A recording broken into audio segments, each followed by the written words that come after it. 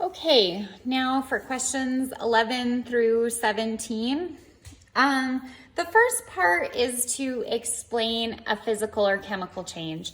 So the most important thing to remember is that chemical change actually changed the composition of your compound. So anything that's like a phase change where it goes from a solid to a liquid or a liquid to a gas or any of those are always physical changes because you don't change what your compound is. So in this first one, you have ice cubes that melt. You're taking ice, which is H2O, and it's melting and it's still H2O. So you know that's a physical change. The same is actually true with this iron bar turning red. I know that one of our clues is color change, but in this case, when iron turns red, that's just because it's heating up and it's melting. So this is also a physical change. So I guess before we go any farther, we need to remember what our clues are. And the first clue was bubbles, formation of a gas. Our second clue is formation of a precipitate, which is that solid, so formation of a solid. Our third clue is color change. Okay, so if you have something like iron siding turns orange in the rain, that's because it's no longer just iron, it's iron oxide. So that would be something that would be a chemical change. A cake rising in the oven, the reason why it rises is because there's the gas produced. So this is a chemical change and the clue is gas formation. Now D, this is actually what I was just talking about. Iron siding turns orange after a few months. This is a chemical change and the clue is color change. A paper clip is bent. Did we change the material of our paper clip? No, still paper clip. It's just a different shape. Your grandmother's wedding cutlery needs to be polished because it has turned black with tarnish. So this is silver. When silver oxidizes, it becomes black. So this is a chemical change because it changed color. It became silver oxide. Your blue jeans fading in the wash, that's just because there's less color in them. So I know faded would make you think it's a color change, but it's still blue jeans, so that's a physical change. You combine two solutions and a solid forms. That's a chemical change, solid. You've got burning. Any sort of burning is always a chemical change. And then once again, we have melting here, physical change.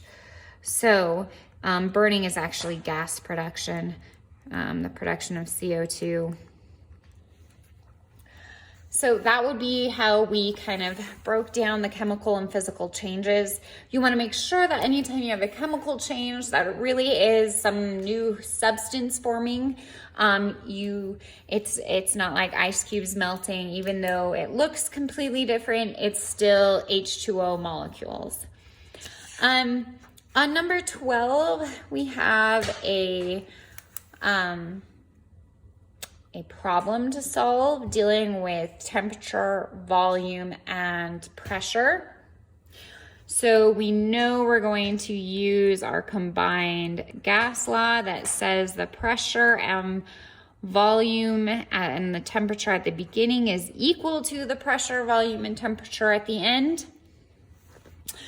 You are told you have 500, the maximum pressure of an aerosol can is 505 kilopascals, which means that's P2 is 505 kPa.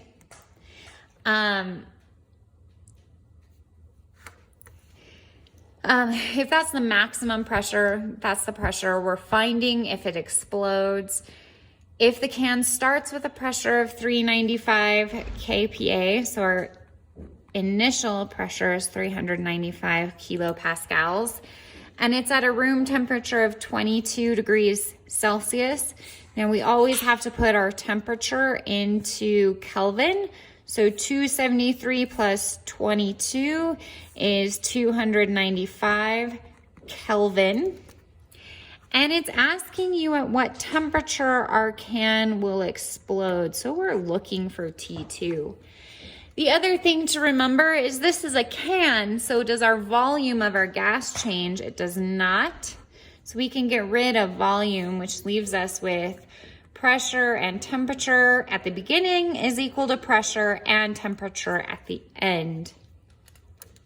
So if you substitute that in, you have 395 kilopascals divided by 295 Kelvin is equal to 505 kilopascals divided by T2. At this point, I'm going to need more space, but other than that, I would divide 395 by 295. So 395 divided by 295 is 1.34. And I'm going to also multiply by T2 both sides. So 1.34 T2 is equal to 505 kPa. I'm gonna then divide by 1.34. And I get T2 is equal to 505 divided by 1.34. T2 is 377 Kelvin. Okay, I realize that sometimes this math where your variable is on the bottom of your relationship can be a little difficult. Anytime that happens, simplify it so that it looks like something that you're used to. Anyway, the kinetic theory of matter is that all matter is in motion all the time. This relates to the third law of thermodynamics, because the third law says that we will never reach 0 Kelvin, which is when matter stops moving. During what phase changes is energy absorbed? So this is when energy is absorbed. That means it goes from lower energy phase to higher energy phase. So it would be going from, say, a liquid to a gas. What phase is it when it goes from liquid to gas? We generally call that evaporation. And then we have 3 other phases you can look up and find. During which phase changes is energy released. This is when it goes from higher energy to lower energy. So when it goes from a gas to a liquid, which we call condensation. And there are 3 other phases that you can find. So this is condensation. Remember, our phase changes are sublimation, which is a solid to a gas. So that would be lower energy to higher energy. So sublimation would go here. We have deep deposition, which is gas to a solid, which goes here. And then we have freezing and melting. Freezing is higher energy to lower energy. So energy is absorbed or released. Melting is energy is absorbed. And then the last 2 are ionization and recombination. Ionization is from a gas to plasma. Recombination is plasma to a gas. These last 2 questions are using the combined gas law. Explain how temperature and pressure related for a constant volume. So that would be P1 over T1 equals P2 over T2. If my temperature increases, what happens to pressure? Pressure also increases. So if temperature increases, pressure does what? The other way is pressure and volume are equal at the end. So if my volume increases, let's say I have a small ball here, and then I have a larger ball, what happens to the volume?